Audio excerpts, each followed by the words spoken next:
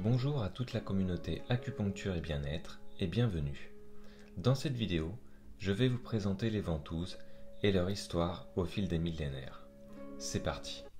Je vous rappelle que les informations de la chaîne Acupuncture et bien-être sont données à des fins exclusivement pédagogiques, éducatives et informatives et en aucun moment ne constituent une formation.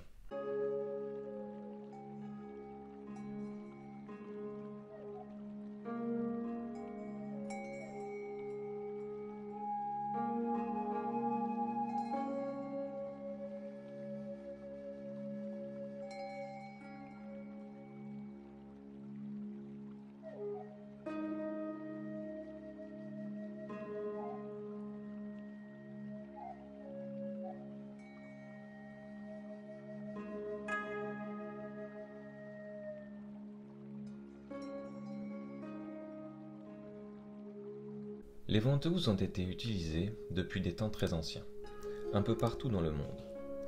Les premières ont vraisemblablement été confectionnées à partir de cornes animales, à l'intérieur desquelles on allumait du feu, afin de pouvoir créer un vide d'air et provoquer ainsi une aspiration. Par la suite, elles ont été utilisées comme méthode d'appoint en chirurgie traditionnelle chinoise, et elles se sont avérées efficaces dans de nombreuses autres applications. Elles ont finalement été reconnues comme méthode thérapeutique spécifique. La corne a été remplacée par du bambou, puis du verre. En Chine, c'est dans le Boshu, un livre ancien écrit sur la soie, découvert dans une tombe ancienne de la dynastie des Han, qu'on retrouve les plus anciens écrits sur l'emploi des ventouses. En Égypte, les Égyptiens ont été les premiers à utiliser les ventouses de manière systématique. Le papyrus Eberts, que l'on pense comme le plus ancien texte de médecine, a été écrit aux alentours de 1550 avant Jésus-Christ. Il décrit des saignées par ventouse dans le but d'éliminer des substances étrangères de l'organisme. On retrouve d'ailleurs, à l'entrée d'une tombe égyptienne à Luxor, la représentation des ventouses gravées dans la pierre. Le savoir des ventouses s'est ensuite transmis en Grèce, en Inde, en Amérique du Sud, en Europe, puis au reste du monde. Les médecins européens et américains ont employé les ventouses avec saignement pour traiter de nombreuses affections jusqu'à la fin des années 1860. C'est au début du XXe siècle que l'usage des ventouses se perd en Europe et en Amérique, alors qu'il reste courant en Turquie, en Grèce et bien sûr en Chine.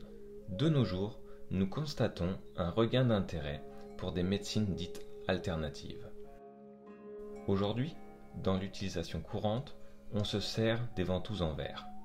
Ces ventouses, pour leur application, nécessitent l'emploi d'une flamme.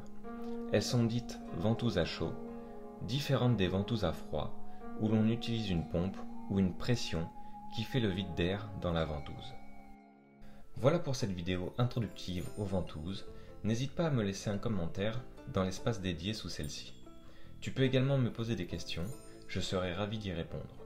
Si cette vidéo t'a plu et que tu l'as trouvée intéressante, n'hésite pas à la liker et la partager avec ton entourage afin que la communauté s'agrandisse. On se dit à très vite dans une nouvelle vidéo.